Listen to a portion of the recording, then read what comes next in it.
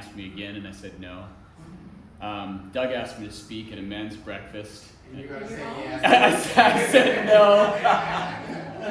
no. Because I'm just not a speaker. But I do host a small group at my home with Sarah.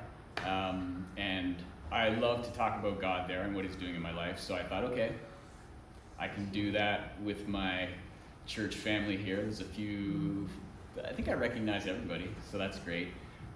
So don't expect a sermon, but just I just want to share a little bit about what God has been saying to me lately. And at our home, when we do that, it's interactive.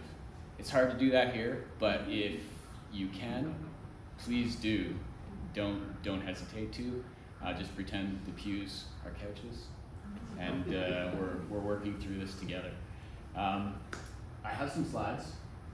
I have no idea how to get them up there. Just keep. Just pray.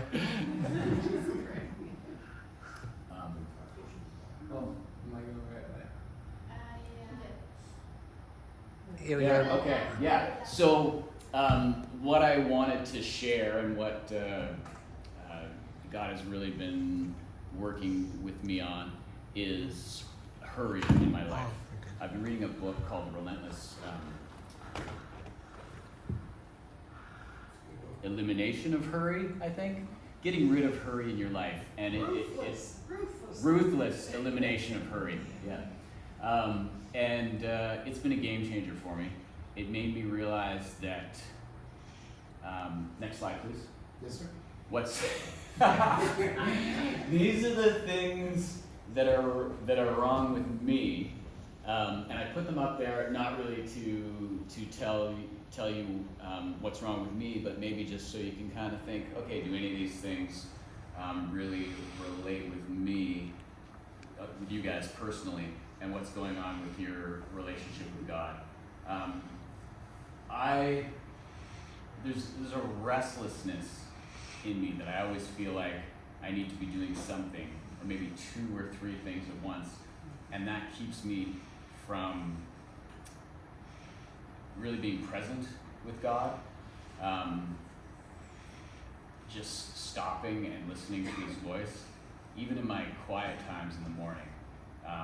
This has changed in the last couple of weeks, by the way, so it gets better, but I would read my Bible on my phone and do my devotionals on my phone, and even when I wake up in the morning, my phone is right beside my bed, and I pick it up to do that, and there's emails there, and there's texts there from people that are wanting things from me, and I go downstairs and I drink my coffee to do my quiet time, and it doesn't work because all these other things are on my mind, and I can't get rid of them. So the book really gave some good ideas for getting those things out of your life, and I'll get to those in a little bit, but I just wanted to tell you where I'm going with this. I always feel like I need to accomplish things. Like if I can't go through a whole day without getting some stuff done on my to-do list, or I feel irritable.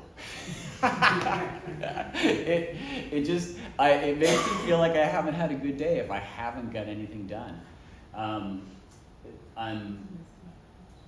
The easily distracted thing, I think that might just be my personality. It might be smartphones. It might be just the way God made me, so I can work on a bunch of different things. I don't know, but I feel like this is what God is saying to me that I need to work on. I need to slow down. Even when I was preparing for this sermon, I listened to about 40 hours of podcasts, just getting ideas. I don't actually even read. I listen to podcasts while I'm doing other things, and I listened to this book. When I said that I was reading a book about hurry, I'm actually listening to a book about hurry while I do other things. And then there was so many good things in it that I said, okay, I'm going to listen to the book again. But I listened to it on 1.5 speed. That was after listening to it the first time. But it really leads me to the next thing, which is, okay, what does this all have to do with Jesus, and why am I talking about hurrying at church? That's the next slide, please. what I found is that it has everything to do with Jesus. And you've probably heard about Jesus being called Lord of the Sabbath. And I didn't even realize what that really meant. And I would guess there's probably a lot of people here that don't really understand what that means, because I couldn't even explain it to you. But I have a video that does a really good job of explaining it to you. It's going to come up right after this slide. And it's going to be awkward too, because it was embedded in the slide, but then we moved it from Mac to Windows, and that didn't work. So John's going to come up and do that. But this quote here, to walk with Jesus is to walk with a slow, unhurried pace. Hurry is the death of prayer. I think that was C.S. Lewis's spiritual advisor that told him that so many years ago, and he's like, I think it just speaks so well to where we're at in the world right now. Just always being hurried. And this video it just sums up that entering into God's rest has what everything has been about from the beginning. I think the next slide is supposed to be the video. Oh no, Genesis. Okay. This is what I wanted to get to. I was going to get everybody to take their Bibles out and read like Genesis 1, but it's pretty long, so we won't do that. But you probably all remember how God creates stuff on the first day, and then it was morning, and it was night, and it was over. And then the second day it does, and it was morning and night. And I never noticed this before, but when you get to the seventh day never ends. It's just, we're supposed to be living in the seventh day. And now that is what the video is about. Can we do that, please, John? Video man. Don't get me bending over.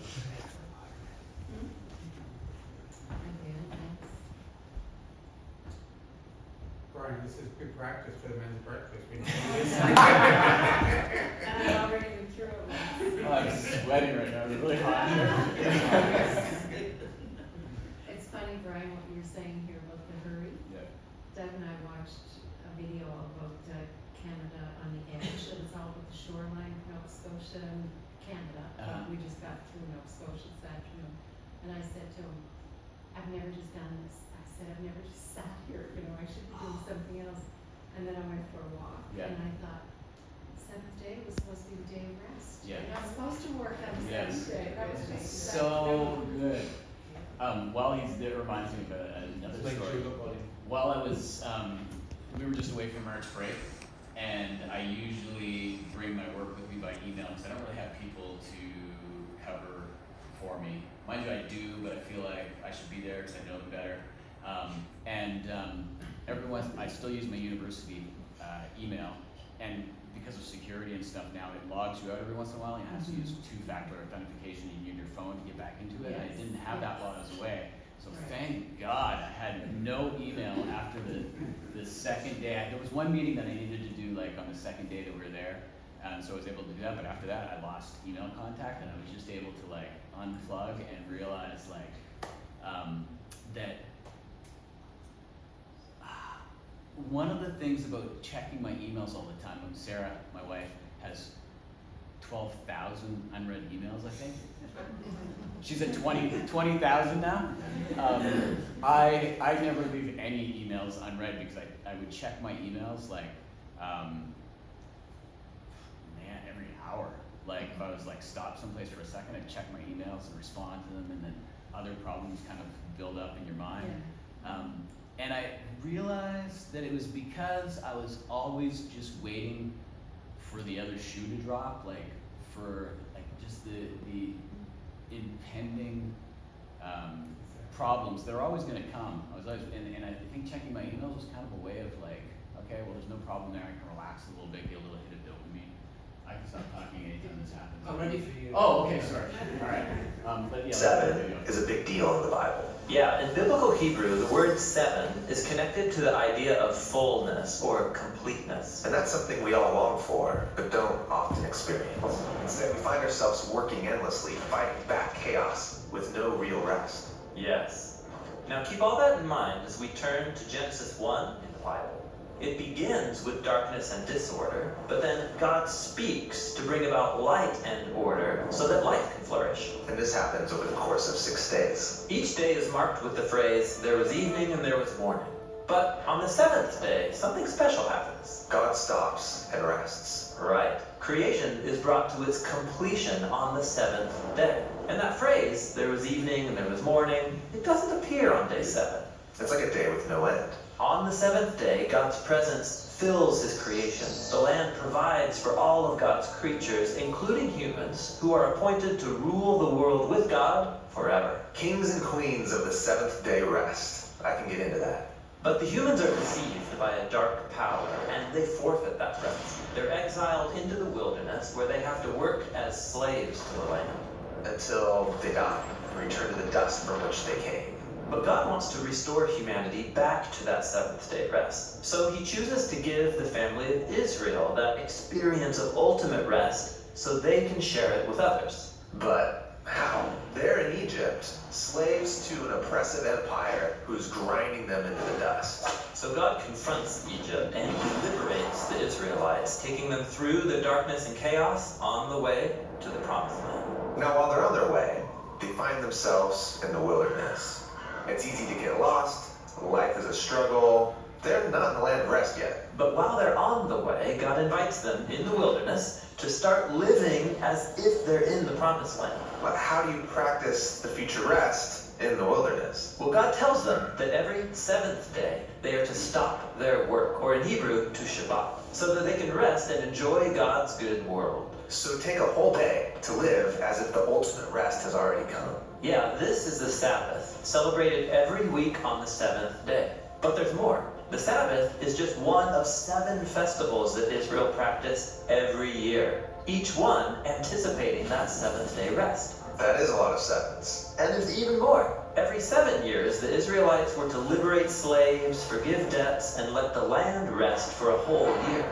And then, every 7 times 7 years was the ultimate seventh day rest, called the Year of Jubilee.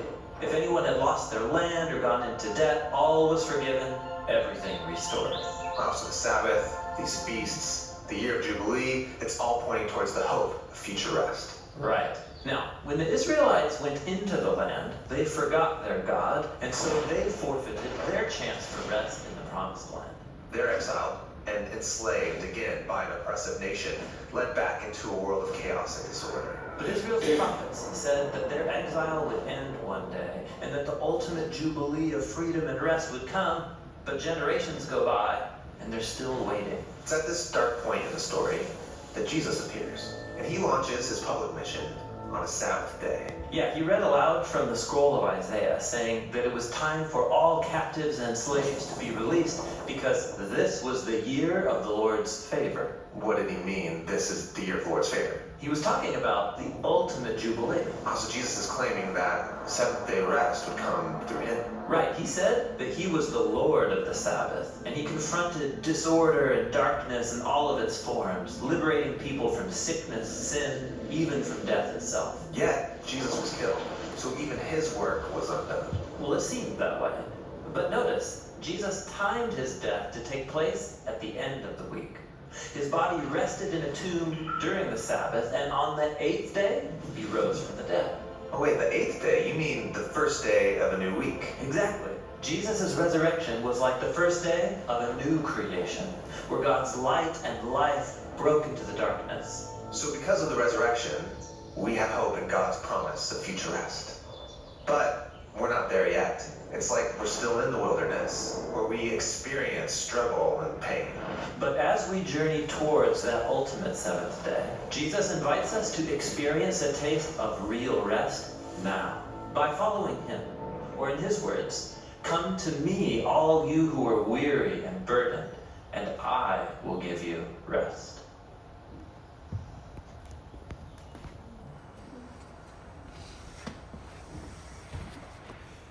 One of the things that really, that ultimate 7-day rest being something that Adam and Eve had in the beginning.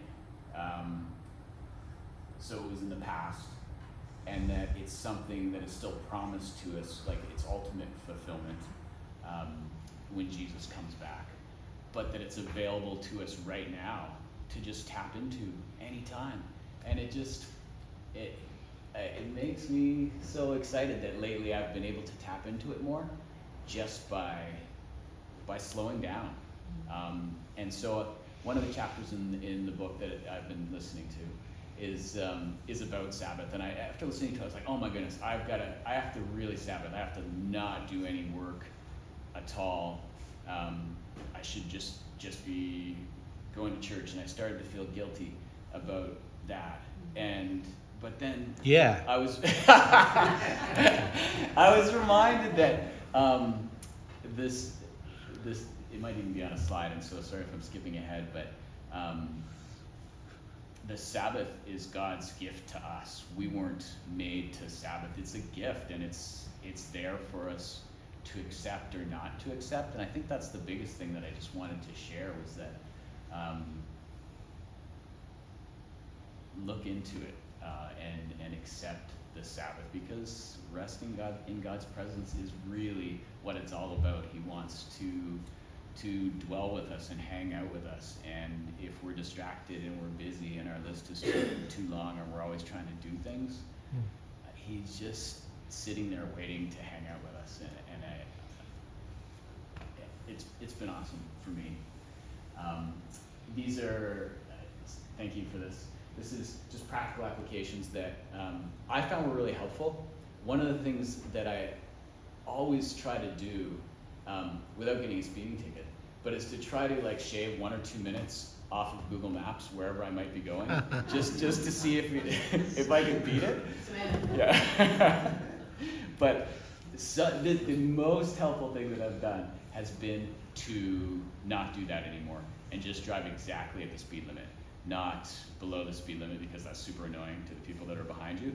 But if you can, just going exactly at the speed limit everywhere that you go has so many ramifications for somebody that wants to get someplace faster, because it just makes you slow down, and everything, life goes by slower, and you can think and you can listen to God while you're just going someplace, and you can enjoy the trees. It has been amazing for me.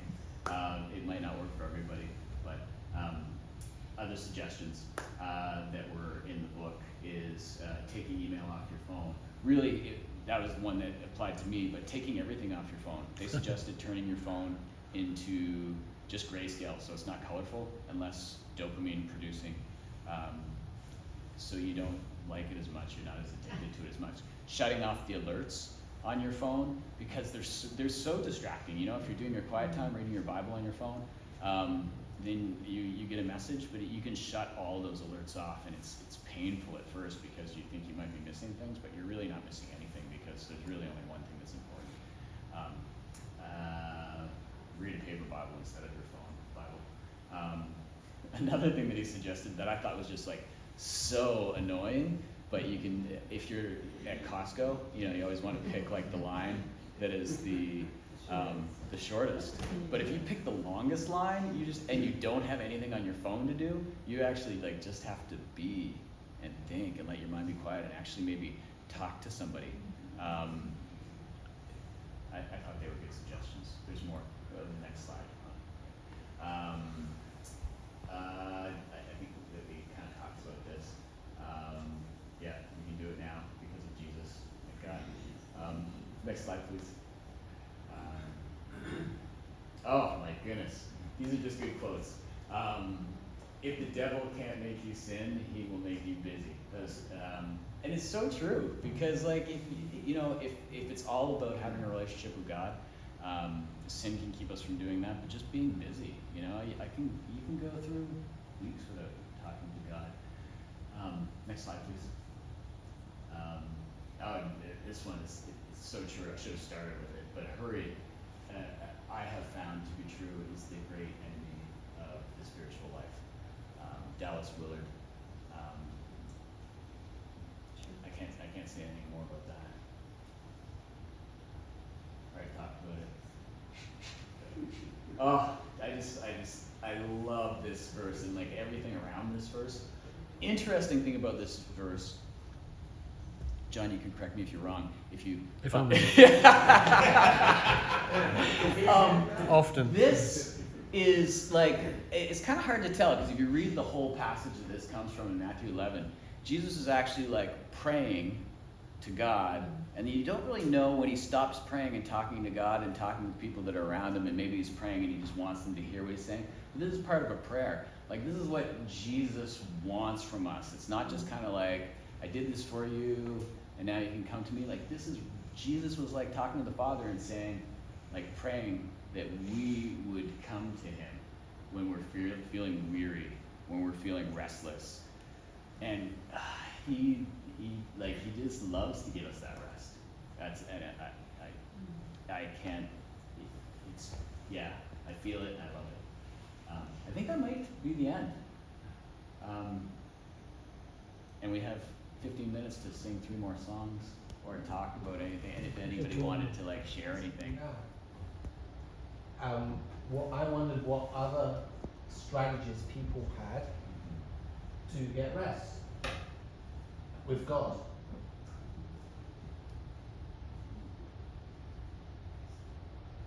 Before I start picking out names, just I think Jan just volunteered. Journaling. You journaling?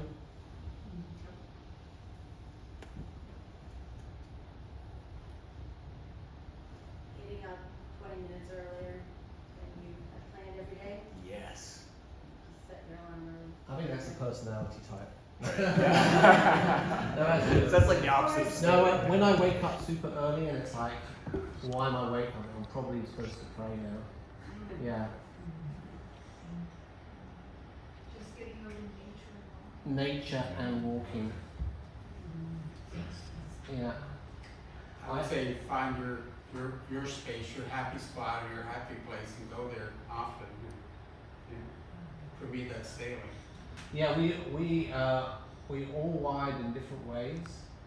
So and find our tanks filled in different places, and if we can use that to connect with how we connect with God, then that's a really good strategy. And I would say even make a space as well, like in your home.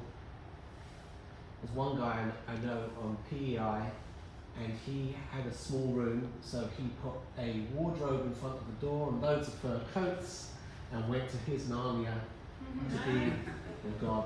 So make a space. Yeah. I have one more thought.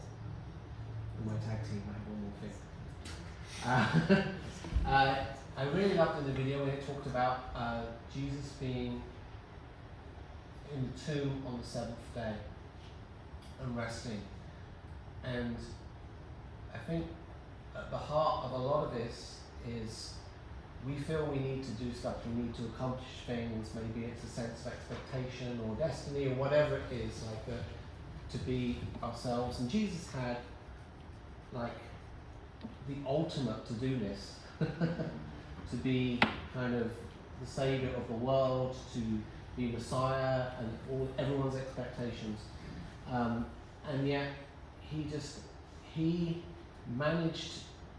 went to the cross just trusting, because he actually needed to trust God the Father and God the Holy Spirit to accomplish through him and what he was doing.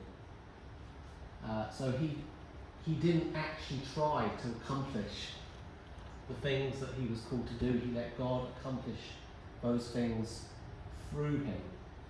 He is God, but so don't hear me wrongly there. And if we adopt that same trust and rest, then we remove a whole load of striving. We break that engine which is driving us insane. So yeah, I think this was really great, Brian. This is the best sermon I've heard in here in a while.